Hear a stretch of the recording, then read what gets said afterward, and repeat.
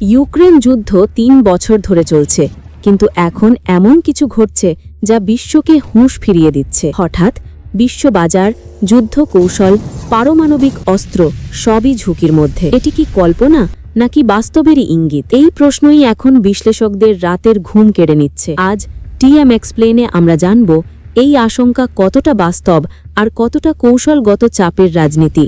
2022 সালে ইউক্রেন যুদ্ধ শুরু হওয়ার পর আমেরিকা সরাসরি যুদ্ধে না গিয়ে ইউক্রেনকে অস্ত্র, অর্থ ও গোয়েন্দা সহায়তা দিয়েছে। এই কৌশলকে বলা হয় প্রক্সি ওয়ার, অর্থাৎ নিজের সেনা পাঠানো ছাড়া প্রতিপক্ষকে দুর্বল করা। কিন্তু সময় যত গড়িয়েছে আমেরিকার ভূমিকা তত গভীর হয়েছে এবং এখান থেকেই প্রশ্নটা উঠছে। বিশ্লেষকরা মূলত দুটি বিষয়কে ভয়ঙ্কর ইঙ্গিত হিসেবে দেখছেন। এক, আধুনিক অস্ত্র সরবরাহ। আমেরিকা ইউক্রেনকে এমন অস্ত্র দিচ্ছে যেগুলো রাশিয়ার ভেতরে আঘাত হানতে সক্ষম। যদিও শর্ত দেওয়া হয়েছে এই অস্ত্র কিভাবে ব্যবহার হবে, তবুও এটি রাশিয়ার কাছে বড় বার্তা। দ্বিতীয়, গোয়েন্দা সহায়তা। স্যাটেলাইট ছবি, রিয়েল টাইম তথ্য, এমনকি যুদ্ধক্ষেত্র বিশ্লেষণেও আমেরিকা সক্রিয় ভূমিকা রাখছে। রাশিয়া একে সরাসরি যুদ্ধের অংশগ্রহণ বলেই দেখে। ইউক্রেন সীমান্তের আশেপাশে নেটো দেশগুলো তাদের সামরিক উপস্থিতি বাড়িয়েছে। পোল্যান্ড, বাল্টিক অঞ্চল, পূর্ব ইউরোপ সবখানেই অতিরিক্ত সেনা ও অস্ত্র মোতায়েন। আইনগতভাবে এটি নেটো প্রতিরক্ষা,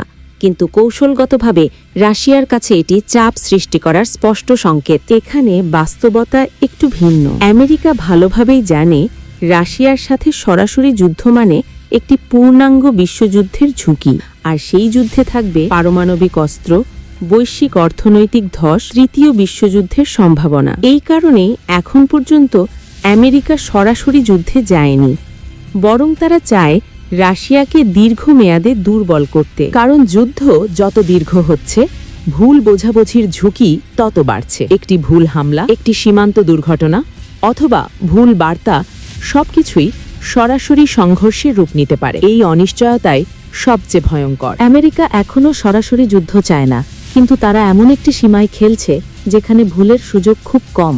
প্রশ্ন হলো, এই উত্তেজনা নিয়ন্ত্রণে থাকবে তো, নাকি ইতিহাস আবার নিজেকে পুনরাবৃত্তি করবে? আপনি যদি এমন বিশ্লেষণধর্মী কন্টেন্ট পছন্দ করেন, টিএমএক্স এক্সপ্লেনকে সাবস্ক্রাইব করুন। দেখা হবে পরের ভিডিওতে। সেই পর্যন্ত ভালো থাকুন, সুস্থ থাকুন। আল্লাহ হাফেজ।